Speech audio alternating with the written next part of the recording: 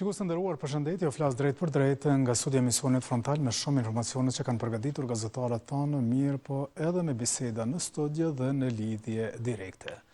Rozeta Hajdari, ministre e Tregtisë dhe Industrisë, ka mbajtur sot një konferencë për shtyp ku i ka arsyetuar të gjitha veprimet që ajo i ka bërë, ndonse prokuroria ka ngritur akuzë ndaj saj, kurse kjo e fundit e ka sulmuar prokurorinë, madje edhe prokurorin me emër dhe me mbiemër. Ka thënë se nuk e ka ndërmend të jap dorëheqje, ndonse ka konfirmuar se rezervat të cilat ishin porositur në Turqi dhe në Poloni mungojnë. Për të diskutuar për shqetësimin që ka pasur qyshmati sa i përket rezerva shtetërore, mirë po për të diskutuar edhe për një temë tjetër që lidhet me Partinë Demokratike të Kosovës, me konventin e këtij subjekti politik që pritet të mbahet të hënë dhe të zgjidhet kryetari i Partisë Demokratike të Kosovës pas dorëheqjes së Mimli Krasniqit. Në pjesën e dytë të emisionit Frontal do të flasim me Ferhat Shalën, deputet i Kuvendit të Kosovës. Ndërkohë, Kuvendi i Kosovës pritet që pas disa ditësh të mblidhet sërish në përpjekjen e fundit të lëvizjes vetëvendosje në këtë zgjedhje për ta zgjedhur kryeministrin e ri që është mandatuar pra nga lëvizja vetëvendosje dhe ai është Glau Konjuca. Lëvizja vetëvendosje nuk është se ka bërë deri tash ndonjë veprim sa i përket përpjekjeve për të bindur partitë politike për të siguruar votat, mirë po është një zyrtar i Aleancës për Armërinë e Kosovës, i cili ka bërë thirrje që në këtë fazë në të cilën të ndodhet Kosova do të ishte mirë që Aleanca për Armërinë e Kosovës ta mbështeste Glau Konjucën për kryeministër të qeverisë së Kosovës. Ai është Besnik Krasniqi, pra kryetari i degës AK-s në Prizren dhe me të do ta kemi një lidhje direkte për ta kuptuar qëndrimin e tij, mirë po nëse qëndrimi i tij ka marrur paraprakisht ose më pas edhe mbështetjen e Aleancës për Armërinë e Kosovës. Do të kemi edhe shumë informacione, por para së gjithashtu titujt kryesor.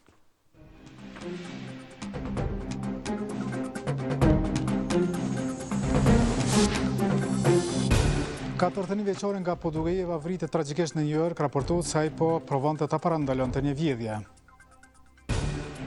Pasi ngrit akuzë, Rozeta Hajdari arsyetohet në konferencë akuzon speciale ndaj Mbron Kurtin. Presidenti Vjosa Osmani jep një intervistë për gazetën amerikane Politico, kritikon Bashkimin Evropian.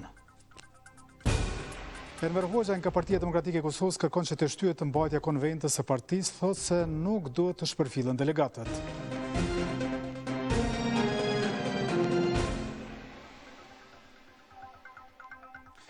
Edhe sot emisioni Frontale e nisim me rezervat shtetërore dhe akuzën që tashme është ngritur edhe ndaj ministres në detyrë të Tregtisë dhe Industrisë Rozeta Hajdari. Ky e fundit sot ka mbajtur një konferencë për shtyp ku ka pranuar publikisht se mungojnë rezervat të cilat me buxhetin e Kosovës ishin paguar, pra gruri, millë dhe vaj. Ajo ka konfirmuar po se mungojnë këto rezerva, po megjithatë e ka akuzuar prokurorinë e cila sipas saj është ndikuar politikisht për ta sulmuar jo vetëm atë, por edhe kryeministrin e Kosovës, Albin Kurtin. Për rastin e keqpërdorimit me rezerva shtetërore, u ngrit aktakuzë ndaj saj. Mbi këtë çështje, ministrja në detyrë e Tregtisë, Rozeta Hajdari, ka zgjedhur të flasë publikisht 3 ditë pas njoftimit. Arsyetimet nuk munguan. Pa furnizim stabil të këtyre produkteve bazë, krijohet pasiguri sociale, panik, rritje çmimeve dhe potencialisht destabilizim ekonomik e politik. Dhe për këtë arsye, sigurimi i rezervave shtetërore të madrave ishte vërtet jetik. Sepse siguria kombëtare ishte në rrezik, duhej veprim i menjëhershëm i institucioneve tona. E nuk munguan as akuzat. Mbi këtë bazë Hajdari po pretendon se aktakuza ndaj saj e dëshmon tendencën e prokurorisë speciale ndaj kryeministrit në detyrë Albin Kurti. Për më shumë, kjo është për ndryshim nga qeverisjet e kaluara, ku rezervën shtetërore gjetëm në gremin, të vjedhur dhe duke e cënuar sigurinë kombëtare të popullatës sonë. Për këtë, çdo pretendim i prokurorisë që vendimi është i kundërligjshëm nuk qëndron, dhe vetëm afirmon tendencën politike të kësaj prokurorie speciale ndaj qeverisë Kurti. Ajo ka deklaruar se ka ngritur padi ndaj policëve hetues, duke pretenduar se provat e përfshira në këtë rast janë mbledhur në mënyrë të jashtëligjshme. Të gjitha të ashtu quajtura prova të prokurorisë speciale janë mbledhur jashtëligjshëm përmes hetuesve që kanë zbatuar urdhrin e prokurorit Valdet Gashi, i cili i ka dërguar në Ministrinë e Industrisë, Ndërmarrësisë, Tregtisë pa certifikat të sigurisë. Kjo ndodhi me 1 gusht të viti 2023. Hajdari ka implikuar në këtë rast edhe Agjencinë Kosovare për Inteligjencë. Sipas saj, asnjë operator ekonomik që ka pasur kontakte, komunikime, negocime me Komisionin e Ministrisë për blerjen e rezervave shtetërore nuk ka krijuar grup në WhatsApp pa nënshkruar dokumente të AKI-s. Konsultuar një institucion përkatës për mbrojtjen e informacionit të klasifikuar, në këtë rast AKI. Se kush ka të drejtë Rozet Hajdari apo Prokuria Speciale e cila tash ka ngritur akt akuzë do dihet në një proces gjyqësor që pritet të fillojë në raport me këto dyshime për keqpërdorimin e rezervave shtetërore, për çka është ngritur akt akuzë. Ndërkohë një akt akuzë është ngritur më herët, ndërkohë tash po vazhdon procesi gjyqësor ndaj arsimtarit Muhamed Hajredinaj, i cili akuzohet se me 27 nëntor para një viti pra në objektin e shkollës fillore të mesme të Ol Xhemal Mustafa në Prishtinë, në cilësinë e arsimtarit në prani të nxënësve, ka marrë flamurin kombëtar, pra flamurin kuqezi dhe ka hedhur në shportën e mbeturinave, kurse sot para gjykatësit ai u deklarua i pafajshëm. Në muajin e festave të shqiptarëve po mbahet seanca ndaj një mësuesi që dyshohet se bëri përçarje kombëtare. Muhamed Hajredinaj akuzohet se pikërisht një ditë para 28 nëntorit hodhi në shportën e mbeturinave flamurin kombëtar e plisin. Avokati i tij mbrojtës kërkoi që gjatë shqyrtimit gjyqësor të përjashtohet publiku.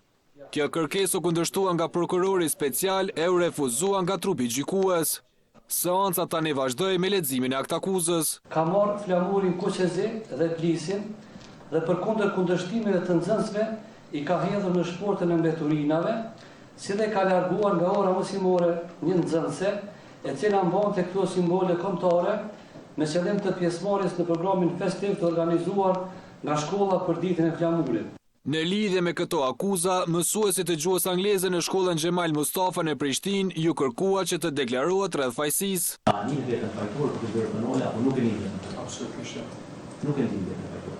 Pas këtij deklarimi, u ftua sërish prokurori për fjalën hyrëse.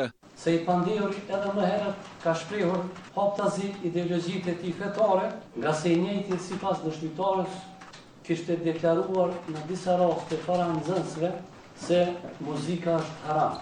Prova inkriminuese sipas prokurorit Kodraliu janë gjetur edhe në telefonin personal të akuzuarit, ku janë gjetur materiale të shumta me përmbajtje fetare islame dhe ato vetëm në gjuhën arabe e disa edhe në gjuhën angleze, por asnjë në gjuhën shqipe. Në fund prokurori pati një propozim për gjykatën. Të pandehurin ta shpallni fajtor dhe ta dënoni sipas kodit penal. Se nuk ka pasur qëllim përdhosin e simboleve kombëtare, pohaj avokati mbrojtësit të akuzuarit. I njëjti nuk ka kërkuar asgjë më tepër se sa të respektohet disiplina në klasë, në asnjë deklarim të tij të vetëm nuk ka thonë që të ndalohet fesimi i festës kombëtare e cila ka qenë ora 12. Avokati Muhamed Muja tha se klienti i tij ka qenë i bullizuar nga menaxhmenti i shkollës. I akuzuarit për disa vite, e që janë informuar edhe unë se mbrojtësi i tij ka qenë i bullizuar në atë vend të punës për shkak të pamjes së tij dhe veshjes së tij. Deklarim në këtë fazë pati edhe vetë i akuzuari. Gjaja është absolutisht diçka sikur unë po e dëgjoj për herë parë që s'ka ndodhur absolutisht në mes meje vetëm. Ngjarja që e dëgjoj krejtësisht e alienizuar. Po e dëgjoj për herë parë.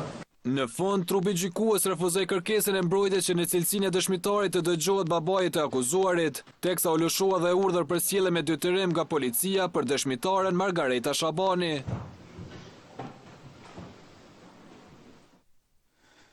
Një 70 vjeçar në Dobërgjan të Gjilanit ka vdekur në rrethana ende të panjohura. Rasti ka ndodhur të njëjtën rreth orës 5.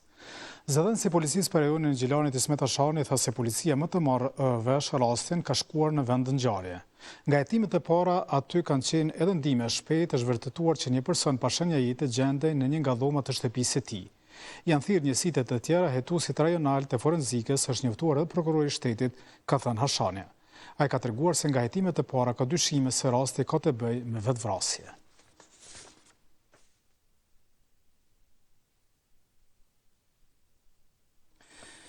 E një rast tragjik ka ndodhur edhe në Shtetet e Bashkuara të Amerikës, ku një qytetar nga Kosova ka vdekur Pasi njëti në përpjekje për hajnat me hajnë pra për të shpëtuar një vjedhje e cila ishte organizuar në objektin ku ai po bën të ruje, është përplasur me ta dhe në fund ka gjetur vdekjen. 15 vite punoj në Shtetet e Bashkuara të Amerikës për ta mbajtur familjen. Pikërisht puna që bën dyshohet se shqiptarit nga Podujeva bëri Mavollit ja solli edhe vdekjen. Mëngjesin e së mërkurës në New York, bikqyrësi një ndërtese 8-katëshe, i njohur nga banorët si Beni, humbi jetën pas një përleshje që pati me një hajnë. Sipas policisë e dëshmitarëve, Havolli kapi në flagrancë një 30-vjeçar që po vete pakën në hollin e ndërtesës, ku e mbajti të ndaluar derisa në vendngjarje shkoi policia për të arrestuar të dyshuarin. Sipas mediave në Amerikë, fillimisht burim Havolli nuk mori ndihmë mjekësore, duke u kthyer në apartamentin e tij në katin e dytë. Atje filloi të vjell për të rrëzuar pandjenën në praninë të gruas së tij. Ajo dërguar urgjentisht në spitalin më të afërt, ku edhe fatkeqësisht vdiq.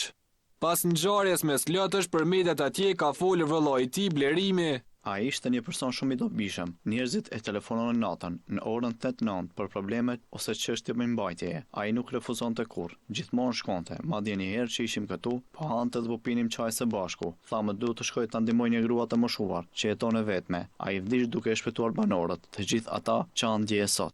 Me faktin që burimi nuk është më në mesin e tyre, nuk po pajtohen as familjarë tjerë. Nuk kam fjalë për ta shpjeguar. Është rrështim i madh. La pas 3 fëmijë të vegjël, 1 deri në 4 vjeç. Nuk besoj se nuk është më.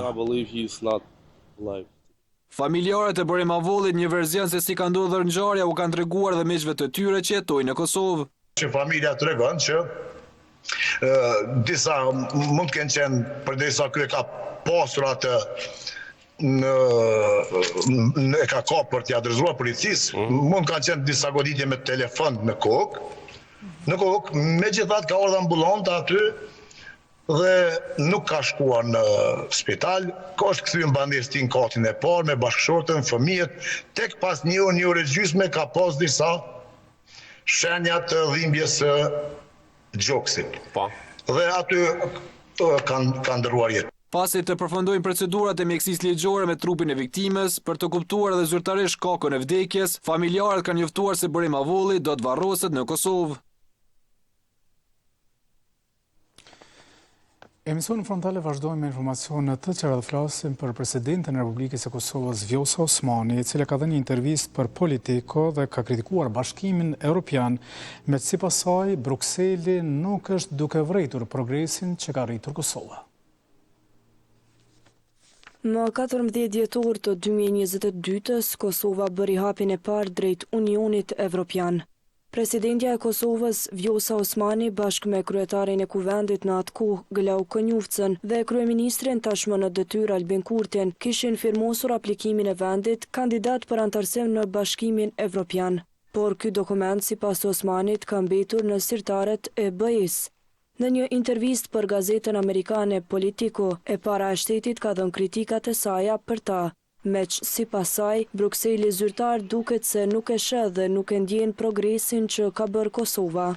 Por shpresoj që Gjermania do të luajë atë rol udhëheqës në shtyrjen e një procesi të bazuar në merit, sepse ne nuk po kërkojmë bamirësi, ne nuk po kërkojmë rrugë të shkurtër, po kërkojmë pikërisht respekt për punën që bëjmë dhe pranimin e reformave që ne ndërmarrim, dhe nëse kjo do të merret parasysh, Kosova do të bëhej vendi udhëheqës, por realiteti është se tani për tani aplikimi ynë as nuk është shqyrtuar. Ne aplikuam në dhjetor 2022 dhe tani jemi pothuajse në dhjetor 2025, ai ndodhet diku në sirtarët e Bashkimit Evropian, por nuk po ecëm përpara.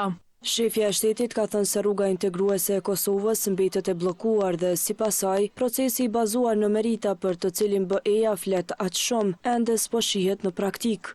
Nuk e ndjejmë që kjo qasje pro-evropiane dhe fakti që ne jemi 100% të përafruar me politikën e përbashkët të jashtme dhe të sigurisë së BE-s është parë ose vlerësuar. Përkundrazi duket sikur merret e mirëqen. 97% e njerëzve sigurisht janë pro-evropian. Reformat tona në ekonomi, në sundim të ligjit, sidomos në luftën kundër krimit dhe korrupsionit kanë qenë thelbësore. E rëndësishme sipas Osmanit është që Kosova të mos shihet më si barr. Ne kemi popullsinë më të re në Europë, cila është e aftë shumë gjuhëshe, më e mira në Europën juglindore për konkurenshmërinë në IT.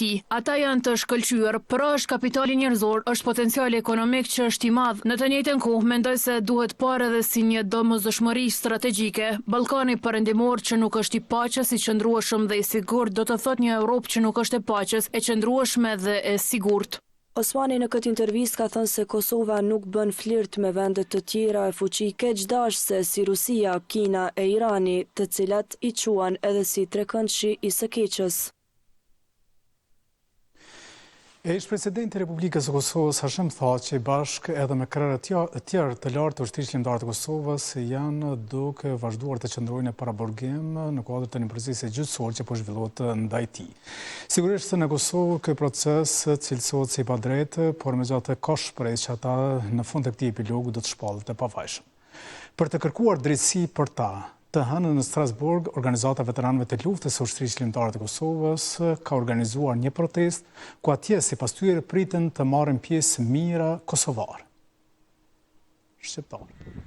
Nga një protestë masive në tjetrën, Organizata e Veteranëve të Luftës së UÇK-s ka paralajmëruar një organizim tjetër tash në Strasburg të Francës. Sipas kreut të kësaj organizate, pritet që përballë Asamblesë së Përgjithshme të Këshillit të Evropës më 16 nëntor të marrin pjesë rreth 6.000 protestues nga gjitha trojet shqiptare. Ne jemi fazën përfundimtare, do thotë është Këshilli Organizativ në Evropë që kemi bën në Evropë. Para disa ditë kemi pas takim me shumicën e shteteve të Evropës, me njerëz të Margata, në datën 16 nëntor në orën 13 para Asamblesë së Përgjithshme të Këshillit të Evropës. Do të jemi prezent ato dhe do të ngrisim zërin pikërisht ku në ato objekt, në atë parlament, është ngrit një rezolutë, që dini edhe ju, për një gjyqat speciale, një rezolutë e një njeri të çmendur të një dikmarti. Ai tha se disa kompani kanë shtrenjtuar biletat për shkak të interesimit të madh të qytetarëve për të udhëtuar me këtë qëllim pjesëmarrje në protestë. Kam dëgjuar se agjencitë që vjen keq për agjencive pse i kanë shtrenjtuar biletat dje dhe pardje. Kjo është e vërtetë, asoj më emron se i kanë shtrenjtuar biletat në Shqipëri, se kanë dhënë në Shqipëri kanë dhënë shumë bileta kosovarë. Vjen keq që kanë shfrytzuar rastin disa kompani të shtrenjtojnë biletat që ka qenë shumë mirë para disa ditë, kanë qenë dikun 72 euro me shkollë marr për Bazel. Tash dëgjova kanë bërë 120 euro, kanë bërë që merr keq për disa qytetarë se sigurisht kanë mundësi marr. Gucati theksoi se organizatat e dala nga lufta nuk kanë marrë asnjë ndihmë financiare nga qeveria. Organizatat nuk ka parë, edhe institucionet e kompjuan të qeveria asnjë me të lekë, thonë, asnjë lekë s'na kanë ndihmuar deri më sot. Në Holand prapë na kanë ndihmuar donatorët. Një protestë është paralajmëruar se do të mbahet edhe në Maqedoninë e Veriut.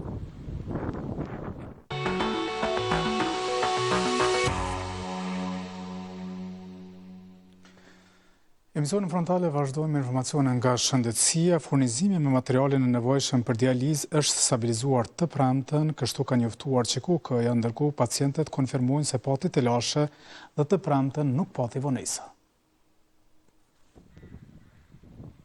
Çdo ditë për 4 orë trajtimin këtu e kanë të domosdoshëm. Qindra pacient që vuajnë nga dializa javët e fundit patën probleme me terapin, e cila u ofrua në orar të shkurtuar. Kjo për shkak se materiali i nevojshëm ishte drejt përfundimit e furnizim të spati. Këtë pohojnë vetë pacientët. Kena hjek në ditë bërë, 2 ditë. Kena nejtin 2 pa dializë. Pa hinske posqore se 2 ditë janë akon shpe. Po tani jo koja pa bin, jo kështë të rritë ndrem s'ka poseq. Pa dializë na nuk kena jetë. Na e vanu na dializën mos kena, shako pinive më shumë. E për këtë të premten ajo mori informacion që tash ka sasi të mjaftueshme dhe ky shërbim është në dispozicion me orar të plot. Sot nuk jam hi halal, thanë ka sëdi. Që pati material të mjaftueshëm e pohoj edhe një familjare e pacientit prapa kamerës. Për çdo ditë ka pas plot, a mos të fullish. E një ditë më parë të njëjtën shërbimi spitalor klinike universitari i Kosovës njoftuan që furnizimi me materialin për dializë është stabilizuar. Shërbimi spitalor dhe klinik universitar i Kosovës njofton opinionin publik se sot po realizohet furnizimi me materiale në sasi të nevojshme për shërbimet e hemodializës në të gjitha njësitë në QKK, por edhe në spitalet e përgjithshme. Sqarojmë se përkundër disa telasheve teknike gjatë furnizimit në ditët e fundit, asnjë pacient nuk ka mbetur pa e marrë shërbimin e nevojshëm në QKK dhe spitalet e përgjithshme. Ndërkohë nga Ministria e Shëndetësisë kanë heshtur kundrejt kësaj situate me të cilën u përballën pacientët me dializë. E në anën tjetër, Merita Emini Sadiku, drejtoresh e klinikës së endokrinologjisë, ka thënë se 15.000 pacientë me diabet trajtohen çdo vit në QKK. Diabetit është një sëmundje kronike, mjaft e përhapur, e cila karakterizohet me rritje të sheqerit në gjak.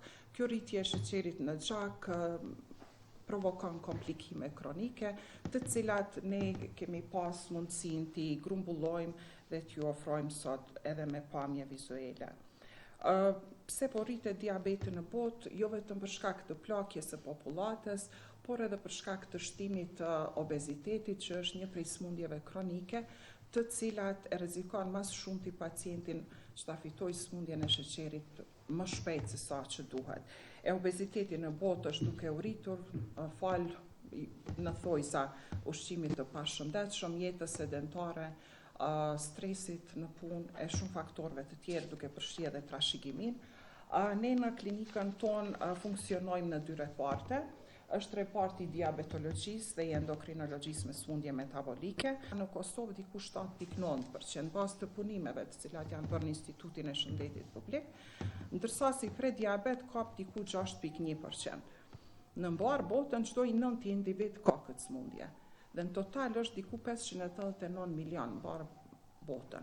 Në Kosovë, në bazë të statistikës 7.9%, dhe popullatës 1.600.000, i bie diku 126.400 pacient kanë sëmundjen e diabetit, 90% prej tyre janë me diabet tip 2, diku 15.000 pacient i kemi brenda vitit. Kjo është edhe arsyeja që kemi dashur njoftu edhe me pa që punohet, është punë shumë e madhe nga mjekët tanë dhe infermierët. I kemi 32 shtretër në klinikë, kapaciteti i shfrytëzimit të tyre varion gjatë vitit. Kemi numrin shumë të vogël të vdekjeve, pavarësisht komplikimeve shumë të mëdha, ndërsa ajo që ka shqetësuese është rritja e numrit të madh të sëmundjeve kardiovaskulare nga si pasojë e sëmundjes së diabetit me 60%.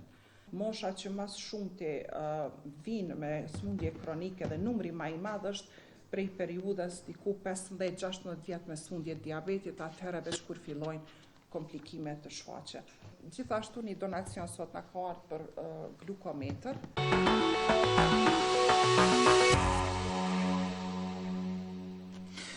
Vazhdojmë emisionin në frontal me zhvillimet politike në vend. Kanë mbetur dhe pak ditë kur vetëvendosja me partnerët e saj do tentojnë që të sigurojnë votat pra për të votuar Glau Konjucën për kryeministër të vendit. Një ditë më herët, kryetari i Aleancës për Armërinë e Kosovës ka konfirmuar se ka pasur një ftesë nga Glau Konjuca për një takim të mundshëm përpara se të përfundojë ky afati të cilit tashmë i kanë mbetur vetëm 5 ditë, por për të takuar që eventualisht të gjendet ndonjë marrëveshje. Kurse sot në anën tjetër, një figurë tjetër Aleancës për Armërinë e Kosovës, madje ka qenë edhe kandidat për kryetar në komunën e Prizrenit, Besnik Krasniqi, ka thënë se Aleanca për Armërinë e Kosovës do ta shqyrtojë mundësinë e një bashkëpunimi me lëvizjen vetëvendosje.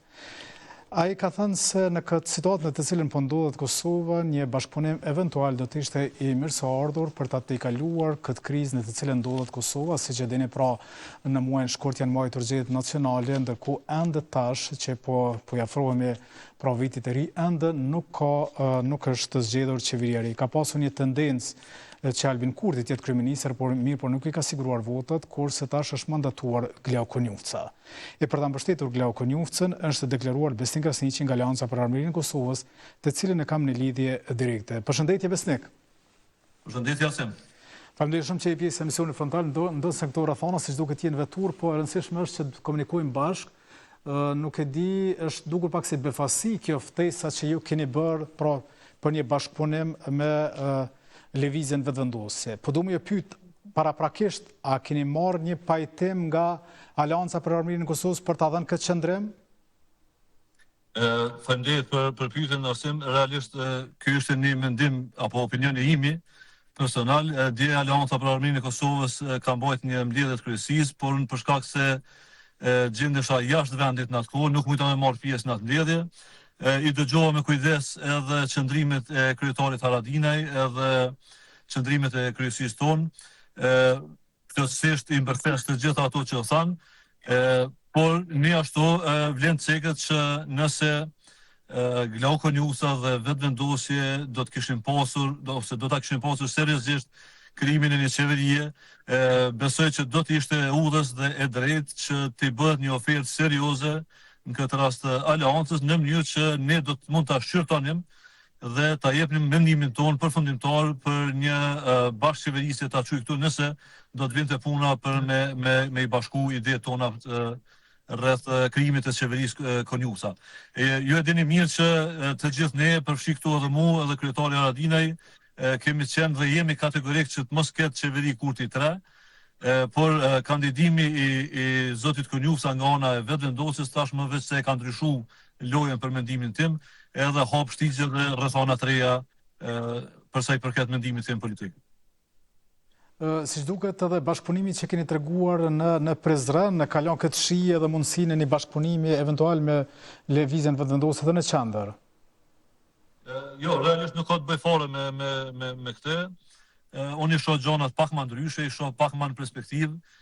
Besoj që Kosova nuk e ka më luksin të futet në këto vorbulla politike të paqarta të cilat kanë filluar qysh nga zgjedhjet e shkurtit të këtij viti. Ju e dini gjithë që jemi para një kollapsi edhe të shtetit në vetvete, nëse nuk veprojmë drejt, po ashtu kemi shumë marrëveshje ndërkombëtare me rëndësi të veçantë strategjike, të cilat duhet me i kalu Parlamenti i Kosovës, të cilat nuk po bëhen. I keni pasur zhvillimet e fundit për sa i përket integrimeve evropiane në rajon, keni pasur kryeministrin Roma i cili ka pranuar që të jetë shtet anëtori i BE-s edhe pa pasur të drejtën për me përdor vetën, edhe besoj që nëse ne si Kosovë nuk veprojmë shpejt, do të kemi humbje të mëdha edhe nuk do të mund të rikuperojmë këto me një tarë me tafër. Për te këti postimin Facebook, a ka lëviz diçka në kuptimin që keni kontaktuar kryesinë, anëtarë të kryesisë, ndoshta edhe liderën e Aleancës për Armërinë e Kosovës, që eventualisht të shqyrtohet kjo kërkesë që ju keni bërë në mënyrë që të arrijë një marrëveshje me lëvizjen vetëvendosje?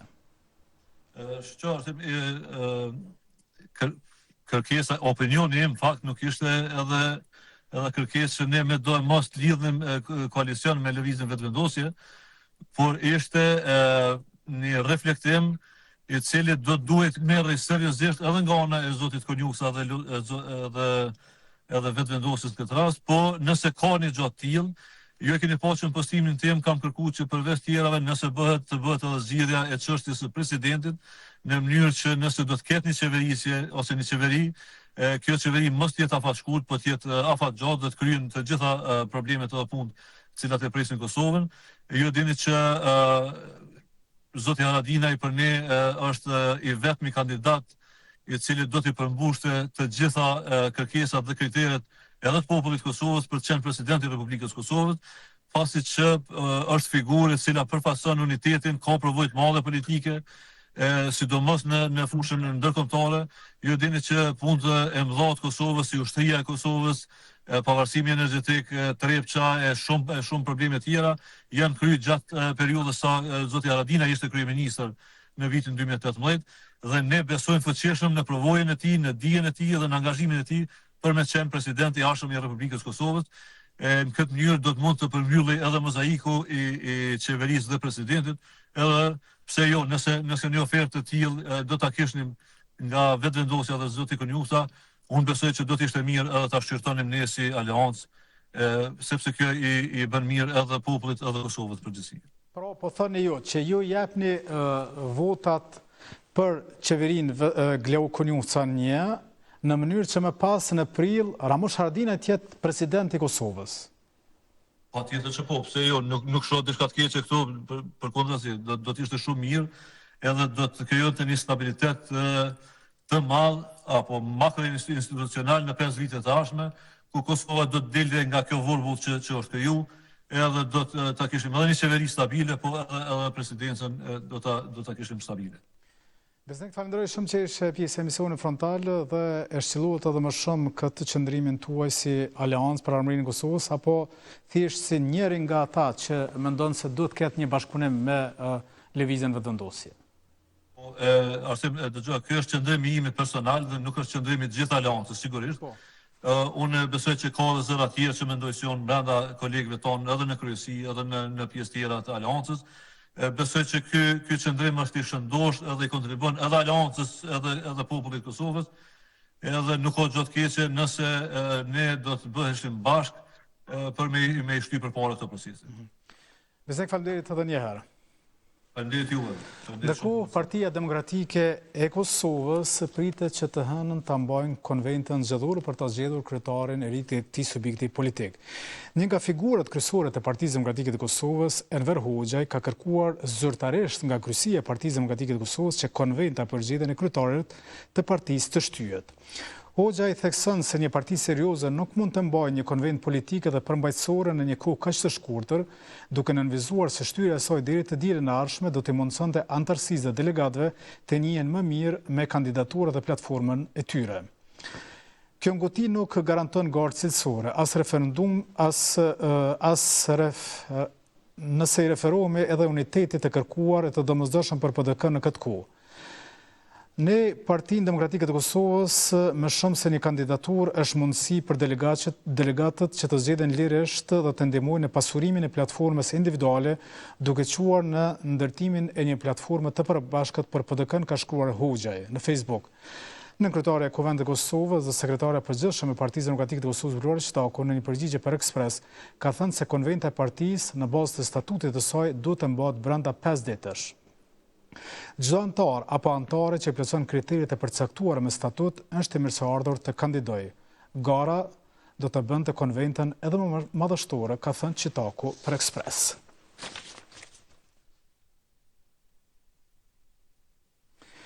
Për të diskutuar për zhvillimet politike brenda Partisë Demokratike të Kosovës, mirë po edhe për një temë tjetër që është shumë aktuale, që ka të bëjë me ngritjen e aktakuzës për ministrën Rozet Hajdari, po ashtu edhe 2 zyrtarëve të kësaj ministrie, dhe për gjithçka tjetër që ka të bëjë me rezervat shtetërore dhe me dyshimet për keqpërdorime. Në studio me mua është deputeti i Partisë Demokratike të Kosovës, zoti Ferhat Shala. Zoti Shala, mirë se erdhe. Mirë se gjeta, faleminderit për mundësinë që të bashkëbisedojmë. Faleminderit që jeni pjesë e emisionit frontal. Realisht për rezervat shtetërore keni qenë ndër të parët që keni folë edhe në Kuvendin e Kosovës. Po, është e vërtet që ne si deputet në legjislaturën që kemi mbyllur, kemi ngritur shqetësimet dhe preokupimet të cilat tashmë po i vërteton edhe prokuroria, dhe me thënë të drejtën kemi pritur që kjo punë të mos vijë deri këtu. Kemi shpreh gatishmërinë dhe vullnetin që kjo çështje do duhet mbyllet që në fillim kur është ngritur. Kemi informuar institucionet e shtetit publikisht në Parlamentin e Kosovës. Kemi debatuar me fakte dhe shifra në prezencë të kryeministrit. Kemi sinjalizuar botërisht, me thonë, që ka filluar një proces jo legjitim, jo legal, jo ligjor dhe korruptiv. Këtë e kemi thonë publikisht. Dhe pëthuj se të gjitha ato që ne i kemi pretendu dhe i kemi shpreh atëherë publikisht, prokuroria ditëve të fundit i ka bërë më tash publike dhe ka ngritur aktakuzë. Dëm i madh është sepse ka pas mundësi që të paralajmërohen, të parandalohen, të zvoglohen humbjet eventuale, por e çuditshme është se si zëri jonë i Partisë Demokratike, të cilin pastaj kemi bërë në disa konferenca shtypi në selit partisë, përveç media që, si me thonë, e kanë mbështet dhe e kanë përcjell dhe e kanë ndihmu. Dhe kemi raportuar. Kanë raportu, do të thotë nuk kemi ponoj zonë qeveritar apo institucional që ka qenë interesuar me e sqaru këtë proces. Tashmë është fakti kryer, tashmë është lëndë mbyllur, tashmë është argumentu publikisht nga hetuesia e shtetit që atu ka një piramid korruptive të madhe, e kur thëmë piramid saktësisht është për herë të parë ndodhur ndoshta në historinë e shtetit të ri të Kosovës, po besoj që edhe në rajon që është vetë shteti i involvuar në aferë korruptive, është vetë kreu i shtetit, është vetë piramida shtetërore menaxhuese, e cila do duhet ishte gardian rritor i luftës, si me thonë, kundër korrupsionit. Tashmo kemi një sistem krejt tjetër, pra kemi nivelin më të lartë shtetëror, nga kryeministri, zëvendës kryeministri, ekipi i ngushtë dhe deri te ministrat edhe shefat e niveleve tjera. Në fakt prokuroria përfshin vetëm ministrin Rozet Hajdari, po ashtu edhe një ish zëvendës ministër, një zyrtar tjetër. Domethënë, se më thonë, niveli më lartë është ministrat e poshtë. Ju po çoni pak më lart te zëvendës kryeministri dhe kryeministri. Jo, unë nuk e dërgojnë faktet, realiteti. Ç'është e vërteta, unë nuk e komentoj vendimin apo akt akuzën çka ka thonë profesionalistët, prokurorët, hetust. Problemi është që ka nënshkrim, ka vendim për këtë proces spakut 1 apo 2, tash po më ngatrohen që është vetë kryeministri i informuar dhe ka nënshkruar. Dhe këtë ja kam thonë edhe në prezencë të kryeministrit. Kështu po të ndodhë. Nëse e lajthit, stopoje procesin. Se ka mundësi në kabinete me të lajthit. Pra, problemi është nënshkrimi i të parit shtetit.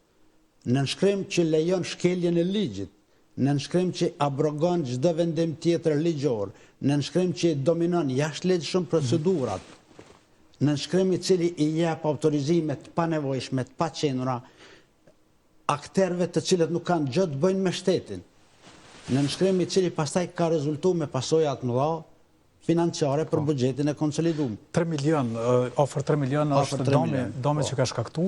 Mirë, po sot ministra në konferencë për shtyp, realisht e akuzoi prokurorin, thas madje edhe prokurorin me emën, tha që krejt kjo është një luftë politike që po bëhet për ta luftuar Albin Kurtin për mësoj. Po, shiqoni, me thot drejtën unë e dëgjova rrugës edhe deklaratën e ministrës, jam thellë i bindur, sikur gjithë opinioni i gjanë, si po mirë edhe këtë proces me hetu, jam i bindur që e ka të shkru, me të servu, me çka me lexu dhe çka me thonë, bili ju ka darë gjatë me u pregadit me i thonë ato ashtu. Sepse asgjë të vërtet, asgjë reale, asgjë të saj personale nuk e tha. Bje keq, ndike qardhje. Në fakt ajo ndi shumë krenare, sepse pyet sot. Po, kjo është, si me thonë, praktikisht është jo krenaria me madhe, pe zbus fjallorin dhe në minimum, jo krenaria me madhe që ekziston ku një pozicion ka që lartë i shtetit, njëhet krenar kër e dëmdo buxhetin e shtetit me 3 milion euro, njëhet krenar kër e fynë prokurorin e shtetit, kër i për buzë dhe shanë të gjitha akteret, që nga mediat e zyrtarët e vetë, me një gjunë krejtësisht vulgare, anormale, njëhet krenar kër ajo publikisht e shkel ligjin, njëhet krenar dhe e man jashtë çdo procedure pozicionin e ministrës dhe të deputetës dhe del para zyreve të ministrisë. Njeriu, personaliteti, zyrtari që ka dhënë betim kuvendin e Kosovës. Pra i ka 2 pozicione. Njëhet krenar sepse thot kam shkel ligjin, kam dëmtu buxhetin, kam pagu mjete financiare pa u nënshkru kontrata, disa qindra mija apo miliona, pastaj nënshkruan kontratën edhe njëhet krenar që malli nuk ka ardhur. E pranoi edhe vetë që malli nuk ka ardhur, po tha, pra, vetëm ky fakt, njëhet krenar që ka dhënë parat që në kthy kurrë, malli s'ka ardhur. Do të kthehen, tha, do të kthejnë ato para sepse njëhet krenar që ka prun sasin jo të dëshiruar që e ka pagu, njëhet krenar që ka shkel procedurat e cilësisë e shumë çka tjetër. Njëhet krenar kur i involvon edhe sektorët më të ndihshëm vital shtetit, inteligjencën, dhe mundohet me mshef pas tyre. Pra, njëhet krenar edhe kur i fyn zyrtarët e vet, të cilët u ka bërë dhe vazhdon të bëj presion për të kamufluar dhe mbuluar aferat korruptive, të marrura si direktivë nga qendra lart. Pra, nëse kjo është krenaria, atëherë vaj halli për këtë shtet. Po veç të mendojmë pak vërtet për krenarinë e saj, nëse një akt akuzë është ngritur pa fakte, pa dëshmi, si që ajo thot. Po shiqo, unë nuk jam jurist. Unë edhe nga backgroundi profesional vin nga shkencat teknike. Po kjo është matematikë thjesht. Pse ka ndodhur dhe kur ka ndodhur një rast gjamna tjetër që jepen mjetet pa nënshkru kontrata spakut 4 ditë 5-6. Pra cila është arsyeja? Ku është ajo bazë e krenarisë, e moralit, e dinitetit, e ligjit, e rregullave të lojës me u pagu malli pa u nënshkru kontrata.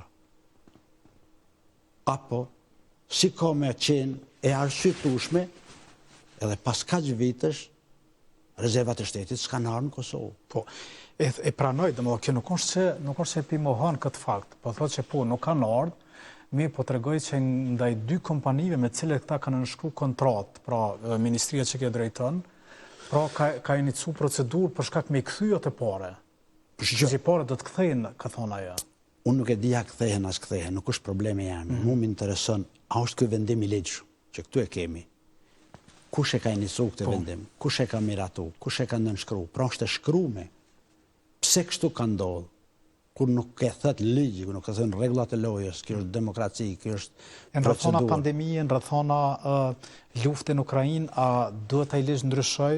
Në rrethonat e luftës në Ukrainë s'kan gjë të bëjnë me gjendjen në Kosovë. Këto gjëra mund të ndodhin vetëm në gjendje të jashtëzakonshme që shteti e shpall, Parlamenti i Kosovës. Ne kemi pa gjendje emergjente, po gjendje të jashtëzakonshme, ligjet janë të qarta. Ky është vendim antiligjor dhe është puro vendim për me e realizu një skem korruptive që tashmë është vërtetu. Me qëllimin e kujt? Me nënshkrimin e kryeministrit Kurti. Ku ka qenë interesi i kryeministrit Kurti pra me nënshkruar një vendim, pas të cilit më pas ka ardhur krejt kjo situatë në cilën tash po jemi dhe po flas. Tash që po e bëj edhe një pyetje hipotetike, cili ka qenë interesi i kryeministrit Darka Dreka me hangër me u pagu mjetët pa ardhur malli? Apo cili ka qenë interesi me u pagu malli në Poloni apo në Turqi në një kompani ndërtimore? Cili ka qenë interesi i kryeministrit me u pagu çmimi që ja kam thonë në kuvend në prezencë të tij me 200 euro më shtrejt se mesatarja evropiane, dhe tash u vërtetuan faktet. Cili ka qenë interesi që mos me ardhë sasia që është porosit, edhe cilësia që është porosit. Pra këto është vishë interesi korruptiv. Nëse ka kush që argumenton juridikisht dhe shkencëtarisht ndryshe, unë kërkoj falje publike. Po edhe krejt kjo ndodhë, dhe nuk ka asnjë veprim procedural, administrativ, publik, sqarues nga zyra e kryeministrit, nuk ka as fuqi intelektuale si i pari shtetit me shku dhe me dhënë sqarimet në prokurori. Pra, cila është interesi i kryeministrit me ikë të vërtetës? Pse nuk shkon me sqaru procedurën, edhe mbështetësit më të mëdhaj, botëror, kur i thirr drejtësia, shkojnë edhe në mendimin, sqarimin, të vërtetën, e argumentojnë. Pse këtë do të me qenë tjetër? Pse këtë bani me damtu bugjetin e shtetit 3 milion euro, me letra, me nënshkrim të vetin, e s'ban me dhënë llogari askujt. Kjo nuk ka ndodhur as në shtetet më totalitare. Kjo nuk ndodh në asnjë vend ku ka sistem demokratik, kjo nuk ndodh në asnjë qeveri normale. A nuk është krenari për ministrin, e tha edhe sot në konferencë për shtyp, tha unë ndihna krenare që kom arrit me siguru pra rezervat shtetërore për popullin tim. Në rrethona në cilat në përflasëm për kohën e pandemisë, kur gjithçka ka qenë mbyllur, madje Turqia i kishte mbyllur kufit, mirë po i ka hap vetëm për shkak kësaj kërkese që ka ardhur nga Kosova. Fatkeqësia është edhe këtu është mashtrim, se si ka siguru, se s'ka ardhur malli. Pra, kjo është një gënjeshtër e hapur, sepse e vetë para dite ka thonë, edhe sot ka thonë që s'ka ardhur malli. Pra, nuk i ka siguru rezervat. E veçanta tjetër është që ky mashtrim ushtorvat të shitet deri në ditën e sotme. Pse?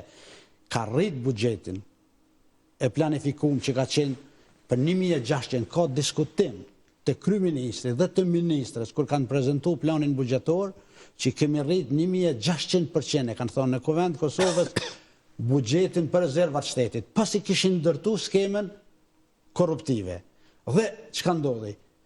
Leçi nuk e realizuan pastaj kur mediat dhe ne e shpërfaqëm metëm 2 vite pa rezervat shtetit. Fati dashti që pandemia u kry. Për ndryshe na s'kemi pas rezerva. S'kemi pas as 2022-ën as 2023-ën më rezervat shtetit. Po çka është më e keqe? Kanë vazhduar me të njëjtin mentalitet, si më thon, arrogant, antiligjor, edhe në këtë vit që jemi. Dhe jam kogja i bindur, e tha me përgjithësi para qytetarëve, që po vazhdojnë një njëjta logjik po me rezervat e shtetit edhe në këtë vit. Pse? Në të ardhmen shumë shpejt qytetarët opinioni mund ta kenë informacionin që Edhe në këtë vit kanë vazhdu me disa segmente me shifra afër milion po kështu me rezervat shtetit. Në qëtë formë, në që paguj malën, mos hajde malë? Dishka të ngjashme. Koha e vërtetën, dishka të ngjashme, por pra, kjo logjik e dëmtimit buxhetit, e shkeljes së ligjit, po vazhdon. Dhe është e çuditshme si ka mundësi, si thot nuk lëshej pa, thot, më ka rekomandu kryeministri, më ka besu kryeministri graj. E vërteta është krejtësisht është aferë korruptive. Qa ishtë dosht me ba ministra, ose e ngrata, qa ka me ba kjo, kur atje e merr një vendim nga kryeministri, nga shefi saj, nga kryeministri i vendit, pra një vendim për me të egalu ato procedurat që kërkuan dhe me vazhdu. Që gabimi është njerëzor. Po. Në rrethonat pa të qarta, edhe mund gaboneri. Po mbrojtja fanatike, e një subjekti, e një qeverie, dhe një personaliteti ministror në këtë nivel, kjo mos është gabim, kjo është qëllim, kjo është përfitim, kjo është interes. Ndryshe së në kuptoj. Apo, minimalisht u dasht me ecë nga i pozicion që në momentet që kanë fillu hetimet. Ka qenë një kriter në të kalume, edhe qeverive të kalume që kër ngritet akt akuzë se ka afera korruptive të bazura, me lëshur rrugë hetusis, drejtsis. Jo, këta betejen e kanë me mbulu, me arshitu domin, me arshitu domin financiar të argumentuar shkencëtarisht dhe juridikisht. Ku kanë shku këto 3 milion euro? Në skemen, thash korruptive. Po, absolut është aja skem që tashmë është pjesë e hetimit dhe ngritjes akt akuzës. Akt akuza tashmë është ngritur, nuk e di se do të veprohet tashmë me gjykatën nëse do të rrëzojë të njëjtën apo do ta pranojë si të tillë, po ministra është shpesh shumë e sigurt, madje edhe ditën kur ka njoftuar për këtë akt akuzë, ka thënë që nuk ka asgjë të bëjë me këto pretendime. Thjesht është një luftë politike që po bëhet edhe nga ana e prokurorisë ndaj qeverisë Albin Kurtit. Mirë, edhe po të ishte, se jam njërin nga ata që kanë folë këto që po i thamë në një formë me shterma dhe shifre, e këmë thonë kuvenda, të të këmë thonë në prezencë të ministrit, kryeministrit, ministres dhe deputetëve kolegë. Edhe po t'ishte kështu, do t'ishte etike, morale, juridikisht, politikisht, njerëzisht që kryeministri me dalë me sqaru pozicionin e vetë. Pse është ky vendim antiligjor, se kjo është e shkruar. Do t'ishte etike me dalë dhe me përgjigj drejtësisë. Do t'ishte etike juridikisht dhe në aspektin kushtetues mos me përbuz dhe me gjuhë fajnë atje kus është. Nonsens, kjo është tendencë për me mbulu korrupsionin. A mund të mos zgjerua këtë akuza? Po praktikisht, unë konsideroj kjo mendim personal, pa dash me hyj prapë edhe njëherë se kanë bon ata që janë profesionistë atë punë, derisa vetë kryeministri nuk e sharo pozicionin për mua është kupola e kësaj skeme korruptive. Bili dyshoj që deputeti, ata shpesëm se realisht ministrës është mo, është viktim klasike. është viktim klasike. E kryeministrit, tjetër. Aje kam në mu, aje man, aje shkarkon, aje dhe së dhe tha, më ka besu Albini me i gratha dhe... Për i grahon? Po. Grup WhatsAppit, implikon njerëz që nuk kanë të bojnë asgjë me institucionin shtetëror. U besohet punë, më të rëndësishme të rezerve shtetërore, akter që s'ka marrëdhënie me shtetin juridikisht kur gjanë. Ka marrëdhënie me individin, me kryeministrin. Pra nuk është çështje që mund ta themi, ta komentojmë para mrapa gjahtas mojtas. Jo. Kush është akteri, individi i cili është kon kreator e gjithë kësaj skeme? Njeriu më i afërt i kryeministrit. Që realisht e tha dhe ministra në konferencë, se fjala është për Ridvan Muharremin, i cili i është nënshtruar një procesit verifikimit momentin kur kanë vendosur me bashkëpunu me ta. Pse më nënshtruaj? Ku është baza ligjore? Kush është ai që duhet më nënshtru? Kush ja ka dhënë ato kompetenca? Pra, pikërisht këtu është çështja e shtimit apo e zgjerimit të akt akuzës. Kush e pruni Ridvanin në këtë proces? Kush ja besoi? Kush i mur paret avans, pa u nënshkru kontrata? Vetë forma e dhënies së mjeteve pa lidh marrëveshje.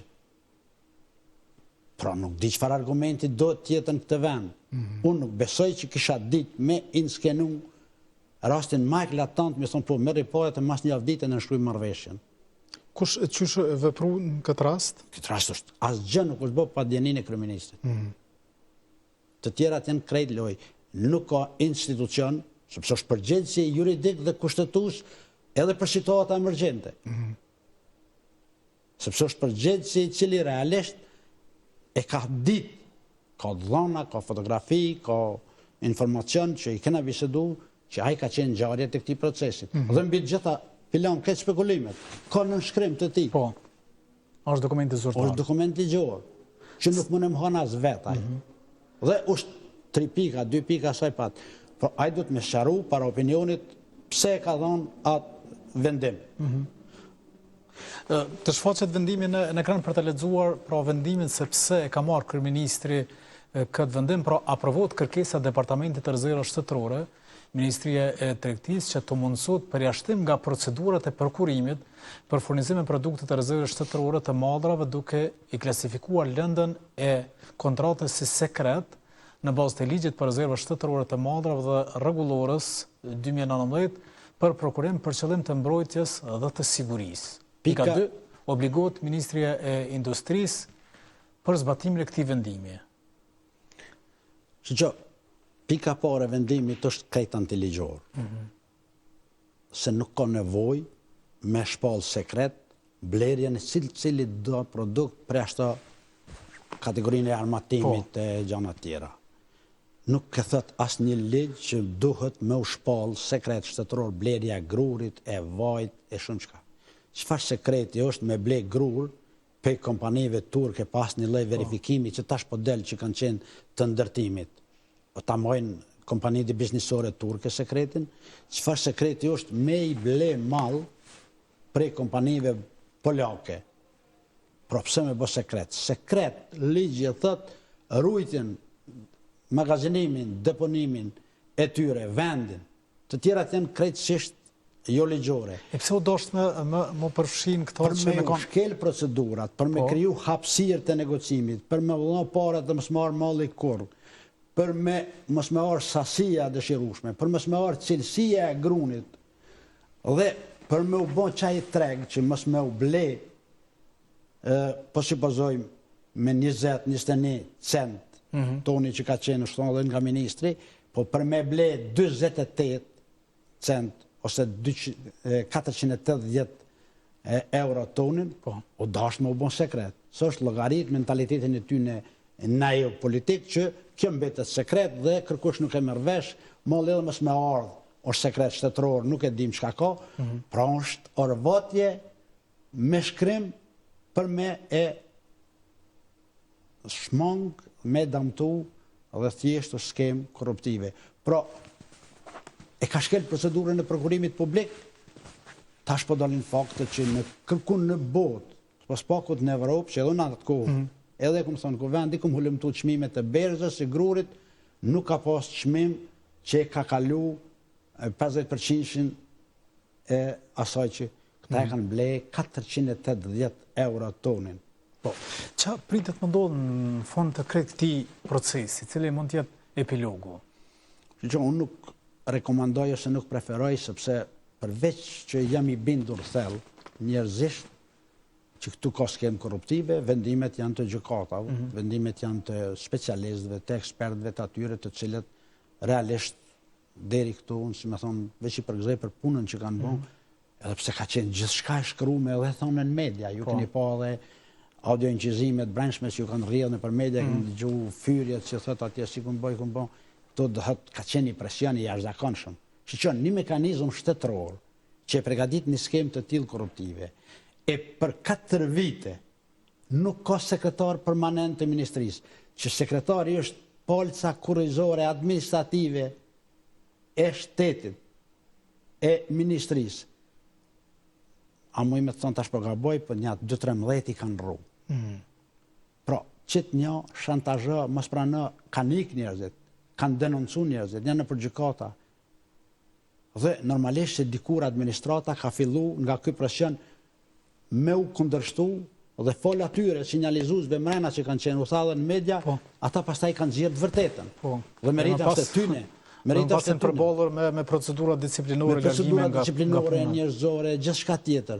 Pra puna, suksesi, shpërfaqja e kësaj skeme të rënë korruptive shtetërore janë ata mrena që kanë përjetu, që me thonë, në lëkurën dhe në karakterin e tyre njerëzor këtë presion. Me një nivelin ministror, të i fynë atë nivel zyrtarët e vetë.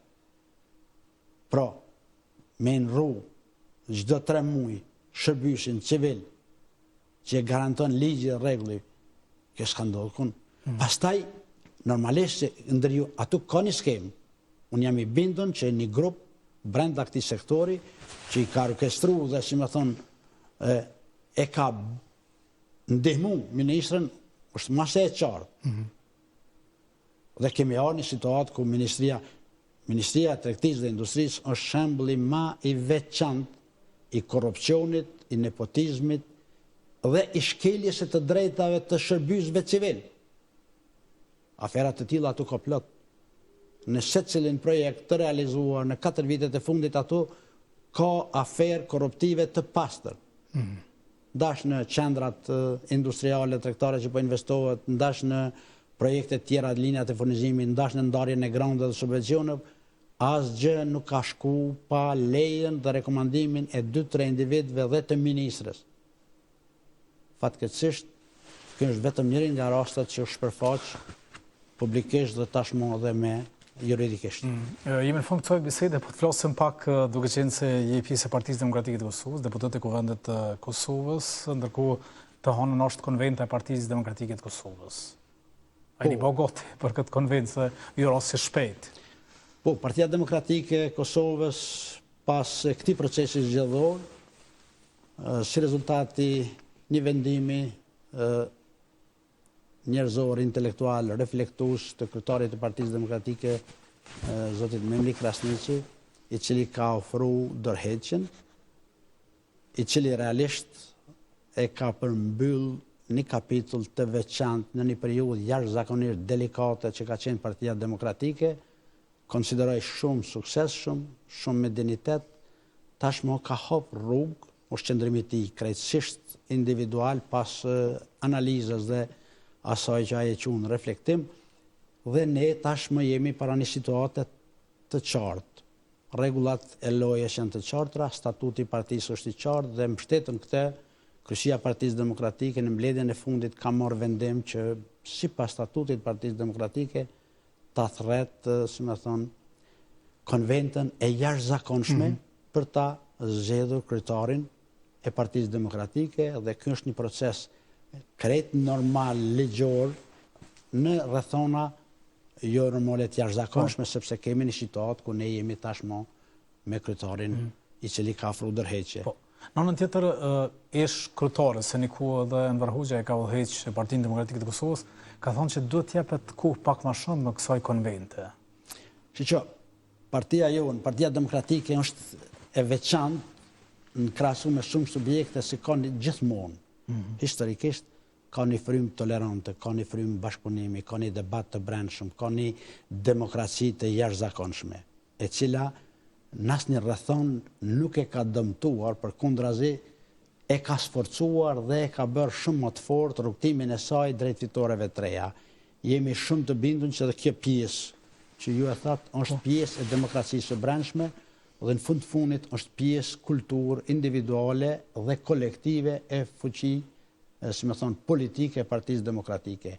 Kjo nuk e prish as një gram, si më thonë, as të kaluarën, as të tashme, as të ardhme, përkundrazi, si më thonë, është pjesë e lojës për demokratike publike. Ne nuk kemi çka të mshefim, vazhdojmë rrugtimin ton, konventa është e caktuar dhe jam thellë i bindur që Partia Demokratike tashmë i ka qartësuar pozicionin dhe ne kemi synim fitoren e radhës në zgjedhjet nacionale me kandidatin që është ka shfaq publikisht kandidaturën zoti Bedri Hamza, i cili është figura unifikuese e jashtëzakonshme, profesionale, provoja, puna dhe e kaluar atij e njeh në substancë qenjen shtetërore të këtij vendit dhe jemi të bindur që Bedri Hamza do të jetë edhe kryetari i Partisë Demokratike, po do të jetë edhe kryeministri i ardhshëm në vitin e ardhshëm. Foli për demokracinë brenda partisë. Sa mund të jetë demokratike një konvent një kuvend ku ka veç një kandidat për kryetar. Unë nuk e di, mund të ketë det hanën, rregullat janë qarta, statuti i partisë është i qartë, unë dhash mendimin tim personal për kandidatin realisht që e ka shfaq dhe e ka shpall publikisht zoti Hamza dhe deri të hanën edhe mund të kem kandidatura tjera. A ka ambicje dikush tjetër? Ti je i bindur, nuk kam informacion dhe nuk mund të spekuloj, por sidoqoftë do thot ne ky është proces që do të përmbyllet suksesshëm sepse e thash kultura jon, historia jon, e kaluria jon, ne tash kemi preokupim vendin, shtetin, qeverinë që s'ka ky vend. Ne tash kemi preokupim rrethona që i ka prunë në temën që parafolëm, qeveria e korruptuar, e ka sjell vendin qeveria në vend të izoluar në Evropë, e ka sjell vendin në sankcione, e ka sjell vendin para një situate financiare ku vetëm fonde të institucioneve ndërkombëtare sot i kemi bllokuar rreth 1,5 miliardë fondi për rritje dhe shumë mekanizma tjerë. E ka sjell vendin të shkatërruar në kuptimin e diplomacisë. Pse s'pi votoni këto zotin Konjuca që këtu fund dhe projekt buxheti për vitin e ardhshëm pra të kalojë? Si besohet kësaj qeverie që nuk e njeh shtetin, nuk e njeh jurisprudencën, nuk e njeh gjyqësinë, nuk i përgjigjet të vërtetës, nuk e sharon korrupsionin kur e merr me nënshkrim. Si ta votojmë një qeveri e cila i man 2 pozicione? Si mund ta votojmë një buxhet apo një qeveri që vjen ulet edhe në ulsen e kuvendit Kosovës dhe jep betim juridikisht dhe si del pejatuit shkon në kabinetin e qeverisë? Pra, këtu është nonsens logjik e juridik. Kjo nuk është qeveri. Dhe nuk ka, shqe, për 9 muaj, 10 herë janë shkelës të kushtetutës, të parimeve bazë elementare. Që ndryshon mas një procesi eventualisht zgjedhor të jashtëzakonshëm? Unë jam i bindur që ndryshon shumë. Në ne nuk do të ketë më qeveri Kurti që tashmë është vërtetu, që nuk do të ketë më qeveri Kurti, po nuk mund të lejojmë as improvizime të qeverisë Kurti me një emën të Glau Konjufsës. Dhe në këtë relacion jam i bindur që qeveria ardhshme do të jetë udhëhequr nga kryeministri Bedri Hamza dhe partnerët tjerë opozitar. Unë të falenderoj shumë që ishe në emisionin frontal. Faleminderit ju për mundësinë që na dhatë. Faleminderit e ju të nderuar shikues që keni qëndruar me emisionin frontal. Këto po japim fond për sot, duke ju falendëruar gjithmonë që qëndroni me televizionin të shtrat dhe duke ju kujtuar se në kohë reale ju mund të informoheni përmes gazetës Ekspres.